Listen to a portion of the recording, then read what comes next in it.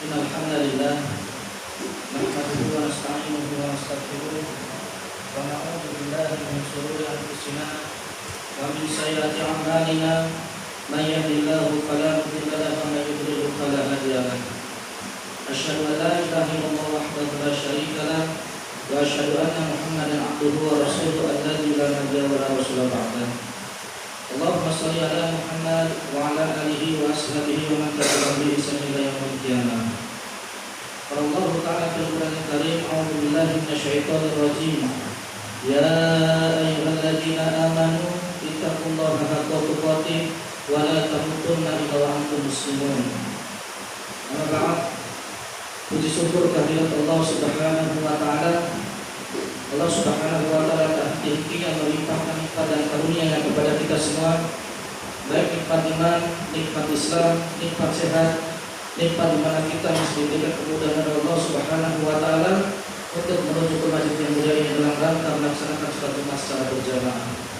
Mudah-mudahan apa yang kita lihatkan dan apa yang kita kerjakan pada siang hari ini dicatat oleh Allah Subhanahu wa taala sebagai amal ibadah dan menjadi pemberat amal timbangan kita pada yaumul qiyamah kelak. Amin ya rabbal alamin. Salawat serta salam semoga tetap tercurah kepada Nabi Muhammad sallallahu alaihi wasallam, kepada para sahabatnya, kepada para keluarganya, serta kepada para umatnya yang senantiasa istiqomah mengikuti sunnah-sunnahnya. Jamaah sholat Jumat yang dirahmati Allah Subhanahu wa taala, Khatib ingin berwasiat kepada diri Khatib pribadi dan kepada jamaah sekalian pada umumnya. Marilah kita senantiasa meningkatkan iman dan takwa kita kepada Allah Subhanahu wa taala. Takwa dalam artian bersungguh-sungguh semaksimal mungkin melaksanakan yang Allah perintahkan dan bersungguh-sungguh semaksimal mungkin menjauhi apa yang Allah larang. Jamaah yang dirahmati Allah Subhanahu wa taala, telah menjadi suatu ketetapan bagi Allah Subhanahu wa taala bahwasanya dalam kehidupan kita tentu kita harus memiliki yang namanya usaha. Dan ada satu usaha yang menjadi sebaik-baiknya usaha bagi umat manusia, khususnya orang-orang beriman. Dan usaha tersebut adalah dakwah. Jamaah yang dirahmati Allah Subhanahu wa taala, Allah menjelaskan kepada kita di dalam surat Ali Imran, kuntum khairu ummatin ukhrijat lin-nas ta'muruna bil ma'ruf wa tanhauna 'anil munkar. Kata Allah Subhanahu wa taala, kalian adalah umat terbaik yang Allah keluarkan di antara manusia. Karena apa?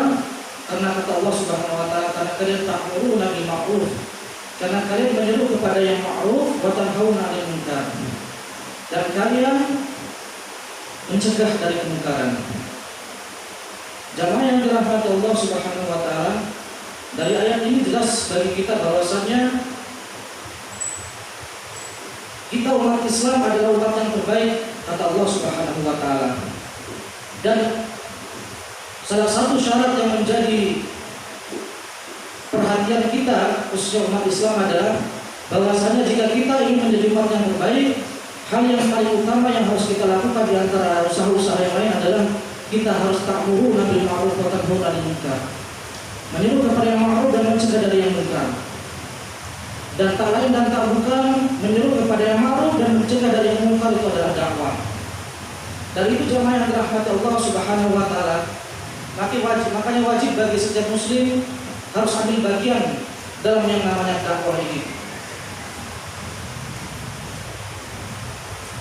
Ulama berbeda pendapat terkait siapakah dari kalangan kaum muslimin yang wajib melaksanakan yang namanya dakwah. Di dalam ayat yang lain Allah menjelaskan kuntum khairu ummatin ukhrijat lin-nas wal takum minkum ummatun yad'una ilal khair wa ya'muruna bil ma'ruf wa yanhauna 'anil munkar. Dan hendaknya adalah sekelompok umat yang menyeru kepada yang ma'ruf dan mencegah kepada yang munkar. Di sini Allah menjelaskan kepada kita sekelompok ummatan. Para ulama berbeda pendapat. Di antara penjelasan para ulama yang masyhur, di antara yang wajib melaksanakan kelompok ini adalah kelompok para ulama, alim, para ustadz atau kiai. Akan tetapi ada satu hadis Rasulullah SAW yang menjelaskan kepada kita bahwasanya kata Rasulullah SAW di dalam hadis yang sahih, balighu anni walau ayat. Sampaikanlah dariku ini meskipun satu ayat. Artinya apa? Artinya bagaimana yang dijelaskan oleh banyak para ulama bahwasanya dakwah itu juga adalah kewajiban setiap umat yang mengaku dia orang Islam. Maka ketika dia mengaku orang Islam, hendaknya dia juga harus ikut berdakwah. Dari satu ayat dan satu hadis tadi, maka bisa kita ambil kesimpulan bahwasanya sesungguhnya yang namanya dakwah itu adalah kewajiban kita semua yang namanya orang Islam. Akan tetapi porsinya yang berbeda-beda. Mungkin kalau para ulama, para kiai, para ustadz lebih spesifik kepada keilmuan, kajian-kajian ilmiah. Tetapi mengajak kepada Allah itu tidak harus menjadi orang yang alim dulu baru kita mengajak saudara-saudara kita ataupun orang yang ada di sekitar kita untuk mengingat Allah dan beribadah kepada Allah Subhanahu wa taala. Ini adalah suatu dasar perintah penting dan harusnya kita berdakwah. Karena ini adalah menjadi keharusan bagi orang yang mengaku dia orang Islam. Jamaah yang dirahmati Allah Subhanahu wa taala, karena dasar inilah tentunya maka kita lihat alhamdulillah di negeri kita ini sudah banyak baik organisasi, kajian kelompok-kelompok kajian atau pribadi sudah mulai melakukan yang namanya dakwah. Hal ini tentunya harus memiliki patokan-patokan ataupun rambu-rambu yang harus kita pahami agar dakwah itu bisa tepat sasaran dan sesuai apa yang menjadi tujuan dari dakwah itu sendiri. Kalau kita merujuk kepada Al-Quran di dalam surat An-Nahl ayat yang ke-125, Allah berfirman, "Ud'u ila sabili rabbika bil hikmah." Serulah mereka itu, manusia itu, ila rabbika bil hikmah, kepada Tuhanmu itu dengan hikmah atau dengan bijaksana. Wal mau'izatil hasanah, dan pengajaran yang baik, wajadilhum billati ahsan. Dan apabila kau berdebat dengan mereka, maka berdebatlah dengan cara yang baik. Artinya apa? Ketika kita berdebat, maka jangan sampai kita jatuhkan. Sampaikanlah dengan argumentasi yang ilmiah sehingga dakwah bisa tersampaikan dengan cara yang baik. Di ayat ini disampaikan bahwasanya ud'u ila sabili rabbika bil hikmah. Bil hikmah itu ulama menjelaskan, kalau kita membaca terjemahannya, hikmah biasa diartikan sebagai bijaksana. Tetapi ada ulama yang menjelaskan hikmah maknanya adalah harus sesuai dengan tuntunan Rasulullah SAW, harus sesuai dengan ajaran Rasulullah SAW bagaimana caranya berdakwah. Maka hal ini semuanya benar. Ketika berdakwah harus bijaksana, betul. Ketika dakwah juga harus sesuai tuntunan Rasulullah, itu pun betul. Maka ada sebuah riwayat yang diriwayatkan oleh sahabat Jabir bin Abdullah radhiyallahu anhu. Dia menceritakan tentang sahabat Mu'adz bin Jabal. Ketika dia ditegur oleh Rasulullah SAW terkait dengan muamalahnya dengan sesama muslim ketika dia menyampaikan sesuatu yang sunnah. Karena sekali lagi bahwasannya di antara dakwah yang penting adalah dakwah dengan mengajak seseorang kepada sunnah Rasulullah SAW. Akan tetapi ternyata pada kenyataannya banyak di antara ikhwan-ikhwan kita yang sudah mulai belajar, alhamdulillah. Akan tetapi dengan atas nama sunnah, dakwah menjadi seram olehnya, dakwah menjadi menakutkan. Bahkan kadang-kadang karena atas nama sunnah ada sebagian kelompok yang menjadi takut atau alergi dengan sunnah itu sendiri. Hal ini tentunya bukan salahnya sunnah Rasulullah SAW, akan tetapi salah orang yang membawa dan mengajarkan sunnah itu. Mungkin tidak tepat secara akhlaknya, cara menyampaikannya, situasi dan kondisinya. Makanya memang haruslah kita merujuk bagaimana Rasulullah mengajarkan kepada kita bagaimana cara yang berdakwah. Suatu riwayat yang diriwayatkan oleh Jabir bin Abdullah, Jabir bin Abdullah, dari Jabir bin Abdullah anna Mu'adz bin Jabal kana yusolli ma'an Nabi adalah Mu'adz bin Jabal pernah sholat bersama Nabi SAW. Para ulama menjelaskan terkait dengan sholat ini bahwasanya Mu'adz ini adalah salah seorang sahabat yang masih muda, akan tetapi memiliki kecerdasan yang luar biasa. Di antara sahabat-sahabat yang ada pada waktu itu, Mu'adz adalah sahabat yang paling muda dan dia sahabat yang memiliki hafalan paling banyak. Dan pada waktu itu kebiasaan Mu'adz adalah ketika waktu maghrib sampai sholat isya, Mu'adz datang ke Madinah, ke kota Madinah untuk bisa sholat berjamaah kepada Rasulullah SAW. Sedangkan Mu'adz sesungguhnya tempat tinggalnya adalah di pinggiran kota Madinah. Maka kata Jabir bin Abdullah, Mu'adz pernah datang dan bersolat dengan Nabi Muhammad SAW. Tsumma ya'ti qaumahu. Kemudian setelah ia melakukan sholat isya berjamaah dengan Muhammad SAW dan para sahabat yang lainnya, maka dia pun pulang ke kaumnya di pinggiran kota Madinah. Dan kebiasaannya Mu'adz adalah karena dia dianggap sahabat yang banyak hafalan Qur'annya, yang dianggap ahli Qur'an, maka dia selalu diposisikan menjadi imam. Maka setelah sholat isya berjamaah dengan Rasulullah, dia pulang kepada sahabat-sahabatnya di kampungnya dengan kaumnya, maka dia sholat lagi dengan para sahabat-sahabatnya yang tadi, dengan kaumnya. Fayusolli bihimus sholah, maka dia Mu'adz bin Jabal pun sholat lagi dengan kaumnya dan menjadi imam dengan kaum-kaumnya. Faqara'a bihimul Baqarah, maka ketika Mu'adz memimpin sholat isya dengan kaumnya tadi, dia membaca surat Al-Baqarah. Karena sesungguhnya jamaah yang dirahmati Allah, para ulama ketika menjelaskan hadis ini, Rasulullah ketika Mu'adz bin Jabal ketika sholat dengan Rasulullah di kota Madinah tadi, ketika sholat isya tadi, Rasulullah membaca surat Al-Baqarah. Maka karena Mu'adz ingin mengikuti sunnah Nabi SAW, Mu'adz pun ketika pulang ke kampungnya, dia membaca surat Al-Baqarah sampai selesai. Maka dilanjutkan kata Jabir bin Abdullah tadi, fatazawwaja rajulun. Maka karena Mu'adz membaca surat Al-Baqarah, ada salah seorang laki-laki yang memisahkan diri dari jamaah, fasalla salatan khafifatan, dan dia sholat secara ringan atau dia mempersingkat sholatnya. Dia meninggalkan jamaah karena melihat Mu'adz membaca surat Al-Baqarah, dia memisahkan diri dari jamaah dengan imamnya sebagai itu sahabat Mu'adz. Dan dia pun sholat dengan meringkas bacaannya, ataupun tidak sepanjang bacaan Mu'adz bin Jabal. Fabalagha dzalika Mu'adzan, maka kejadian ada seseorang yang memisahkan diri dari jamaah sholat isya bersama Mu'adz tadi, sampailah ke telinganya Mu'adz. Ada yang menyampaikan kepada Mu'adz bahwasanya tadi malam waktu ada sholat isya, ada yang memisahkan diri dari jamaah. Faqala, maka Mu'adz bin Jabal ketika mendengar hal tersebut, innahu munafiqun, kata Mu'adz, sesungguhnya orang yang memisahkan diri dari jamaah tadi adalah orang munafik.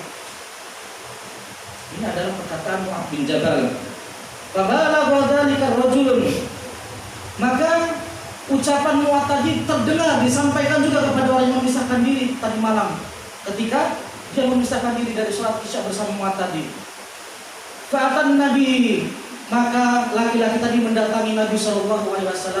Faqala, maka dia berkata, ya Rasulullah, wahai Rasulullah, inna qaumun na'malu bi aidina, sesungguhnya kami adalah kaum yang bekerja dengan tangan kami, atau kami menjadi buruh. Walaski binawadihina, dan kami menyirami tanaman-tanaman kami dengan pundak-pundak kami. Maknanya adalah kami menyirami kebun-kebun kami itu dengan memikul air. Wa inna Mu'adzan, dan Mu'adz shalla bina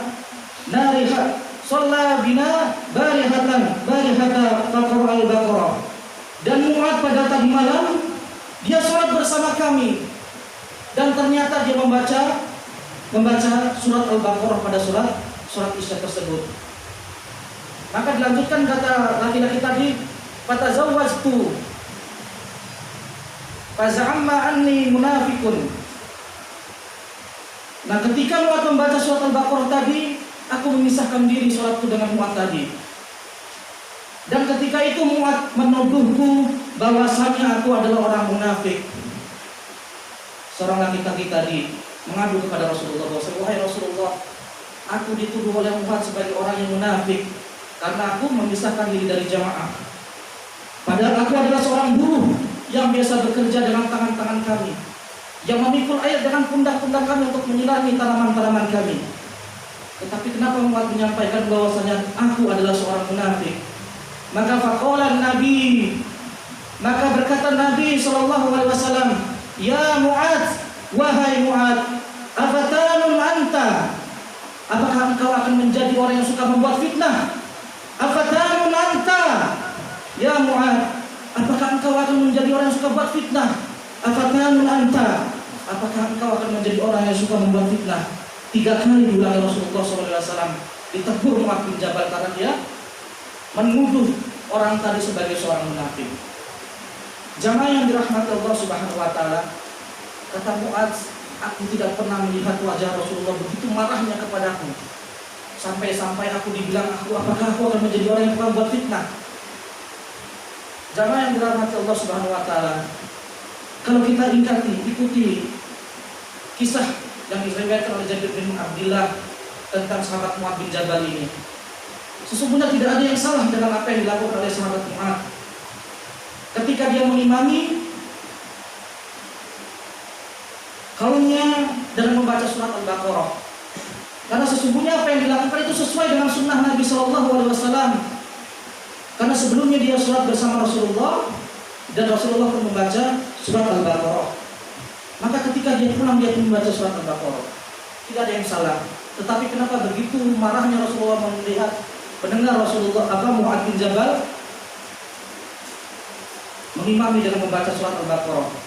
Maka Rasulullah SAW melanjutkan hadisnya, Iqra wasyamsi wadduhaha, wahai Mu'adz, jika engkau mengimami kaummu maka bacalah surat wasyamsi wadduhaha, asyams, atau sabbihisma rabbika, atau al-a'la, wanhawaha, atau surat yang serupa dengan itu. Ini adalah perintah Rasulullah SAW yang diriwayatkan oleh Imam Bukhari. Yang diriwayatkan oleh Imam Bukhari dalam kitabnya Jamus Sahih.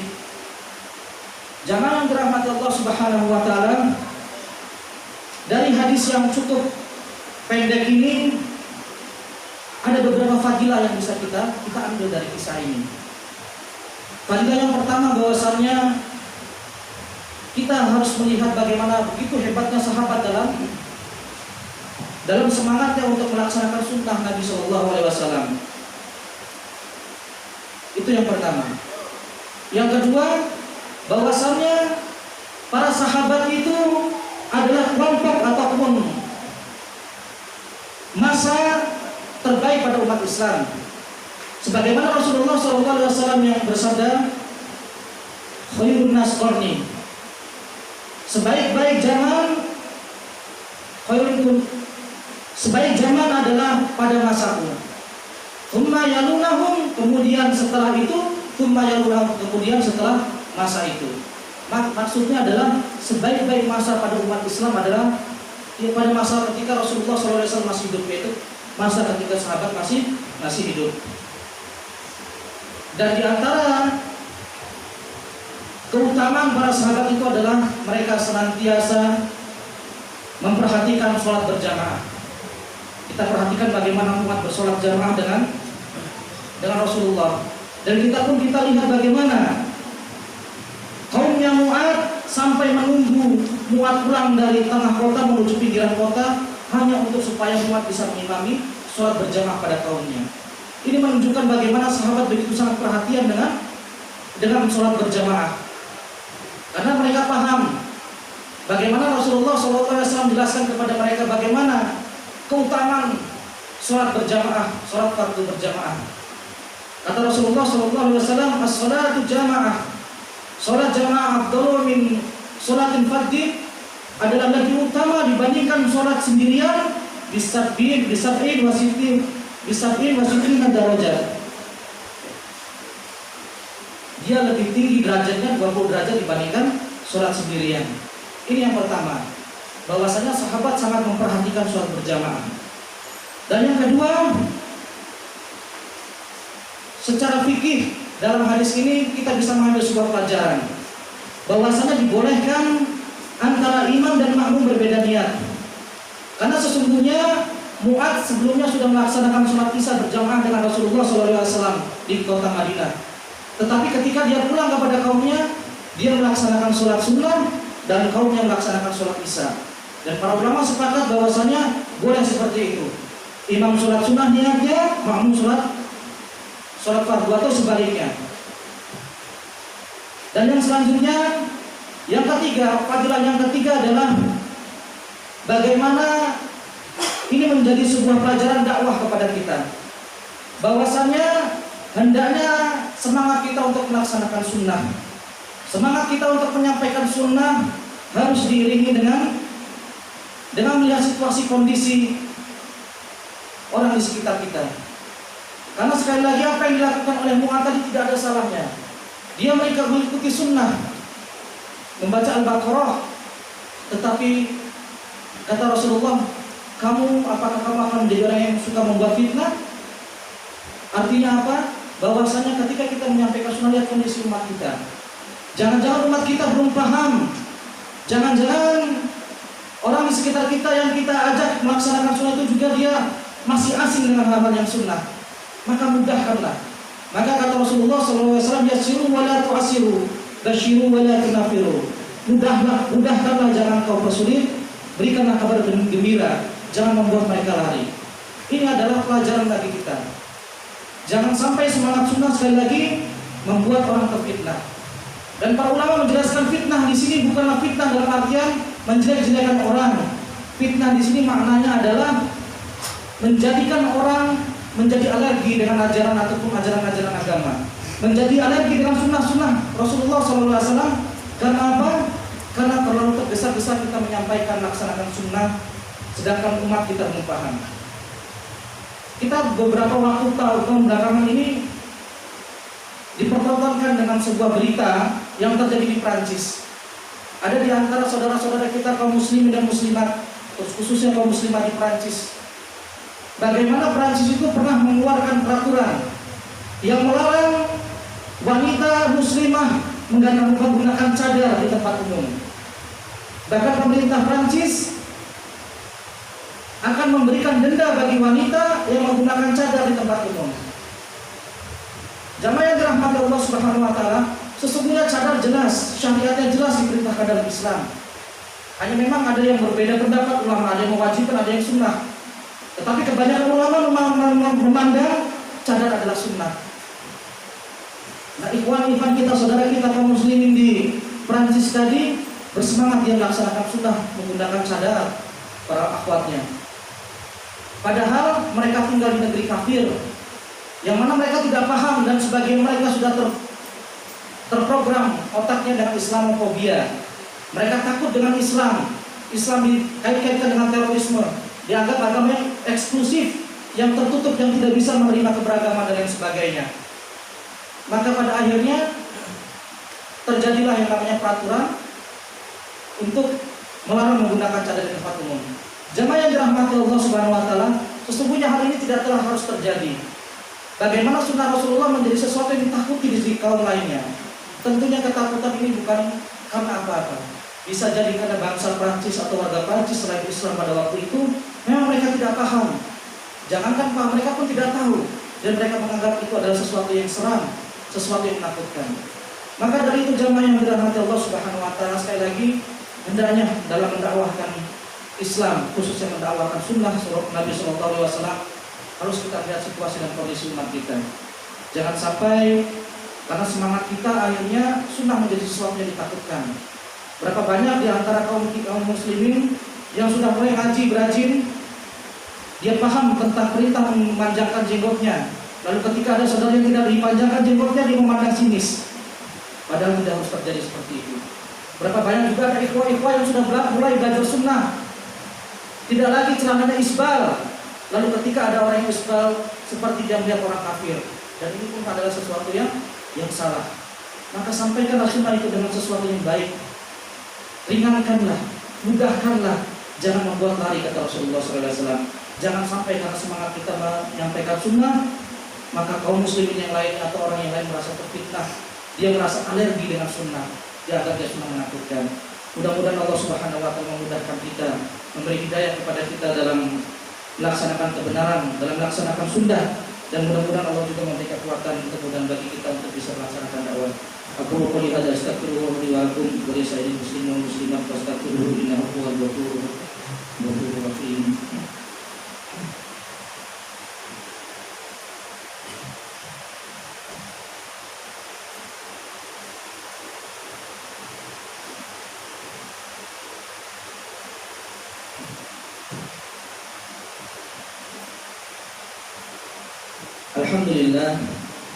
Alhamdulillahilladzi arsala rasulahu bil huda wa dinil haq yudhhirahu 'ala dini kulli wa kafa billahi shahida. Asyhadu an la ilaha illallah wahdahu la syarika lah wa asyhadu anna Muhammadan abduhu wa rasuluhu alladzi la nabiyya wa la rasula ba'da. Allahumma shalli ala Muhammad wa ala alihi wa ashabihi wa man tabi'ahum bi ihsan ila yaumil qiyamah. Jamaah yang dirahmati Allah Subhanahu wa taala, bahwasanya sudah jelas di dalam khutbah yang pertama tadi telah kita sampaikan bahwasanya di antara keutamaan umat Islam adalah umat Islam ini adalah umat terbaik yang Allah keluarkan di permukaan bumi ini. Dan yang menjadi syarat umat Islam menjadi umat yang terbaik adalah manakala dia melaksanakan perintah Allah, yaitu dakwah amar ma'ruf nahi munkar. Akan tetapi jamaah yang dirahmati Allah Subhanahu wa taala, hendaknya dakwah juga harus diimbangi dengan keilmuan yang mencukupi, dengan pemahaman yang baik, harus melihat situasi dan kondisi umat yang akan didakwahi. Sekali lagi, jangan sampai semangat kita dalam berdakwah membuat alergi saudara-saudara kita yang tidak paham, apalagi terkait dengan sunnah. Jangan sampai sunnah yang harusnya indah, sunnah yang harusnya bisa mengantarkan kita menjadi umat Rasulullah yang baik, akhirnya gara-gara kita melaksanakan sunnah, tetapi akhirnya banyak orang yang tidak paham, terfitnah dengan cara kita menyampaikan yang tidak baik ataupun tidak benar. Mudah-mudahan Allah Subhanahu wa taala memberikan kemudahan bagi kita dalam menuntut ilmu, memudahkan kita dalam memahami ayat-ayat Allah dan sunnah-sunnah Rasulullah, sehingga kita bisa mengamalkan dan sekaligus bisa mendakwahkannya dengan baik. Dan mudah-mudahan Allah Subhanahu wa taala memasukkan kita ke dalam surga-Nya Allah. Amin. Kelak amin ya rabbal alamin. Innallaha wa malaikatahu yusholluna 'alan nabi ya ayyuhalladzina amanu shollu 'alaihi wa sallimu taslima. Allahumma sholli ala Muhammad wa ala alihi wa sahbihi ajma'in. Allahumma ighfir lil muslimin wal muslimat wal mu'minin wal mu'minat al ahya' minhum wal amwat innaka sami'un qaribun mujibud da'wat. Allahumma arinal haqqa haqqan warzuqna ittiba'ah wa arinal batila batila warzuqna ijtinabah. Rabbana hab lana min azwajina wa dhurriyyatina qurrata a'yun waj'alna lil muttaqina imama. Rabbana la tu'akhidhna in nasina akhtana. Rabbana wa la tahmil 'alaina isran kama hamaltahu 'alal ladzina min qablina. Rabbana wa la tuhammilna ma la taqata lana bih wa'fu 'anna waghfir lana warhamna anta maulana fansurna 'alal qawmil kafirin. Allahumma ighfir lana wa liwalidayna warhamhuma kama rabbayana shighara. Allahumma inna nas'aluka ilman nafi'an wa rizqan thayyiban wa 'amalan mutaqabbalan. Allahumma inna nas'aluka al-huda wat tuqa wal 'afafa wal ghina. Ya muqallibal qulub tsabbit qulubana 'ala dinika. La ilaha illa anta subhanaka inni kuntu minadh dhalimin. Rabbana atina fid dunya hasanah wa fil akhirati hasanah wa qina adzabannar. Wa sallallahu ala nabiyyina Muhammadin wa ala alihi wa sallam. Subhana rabbika rabbil izzati amma yasifun wa salamun alal mursalin walhamdulillahi rabbil alamin.